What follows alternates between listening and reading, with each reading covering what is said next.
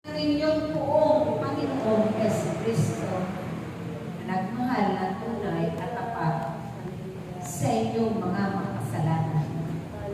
Napakapalad ninyo aking mga anak dahil natanggap ninyo ang aking mga mahalagang bunga at nanatili ito sa pamamagitan ng paghingi ninyo sa Diyos na makapangyarihan sa lahat na mabubuting bagay na ito.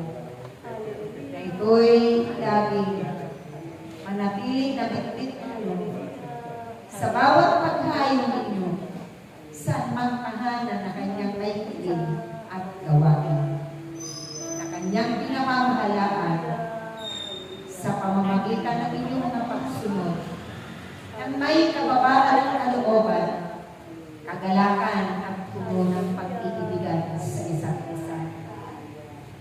Naway aking mga anak, hindi kayo magbago ng inyong mga hangarin at pananaw, na lagi kayong may pagkakaisa sa paglilingkod, sa pananalangin at pag-iibigan. Dahil yan ang mga nararapat ninyong pahalagahan at laging ibahagi, ipalaganap sa sanglibutan ito.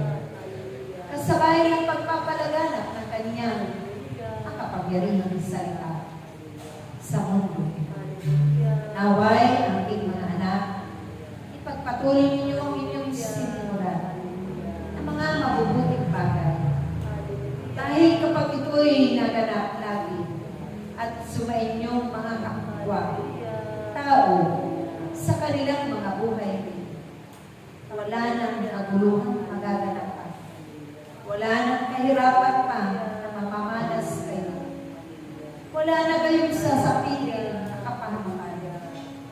Bagkos ang inyong makakamtan ay kaligtasan, kasaganahan, maayos at matuwid na pamumuhay magpakailanman. Maraming salamat nawa. Manatili kayong nag-iibigan at nagpapanalangin sa isa't isa. Nagagalangan at papatawaran. Naguunawaan. Amen.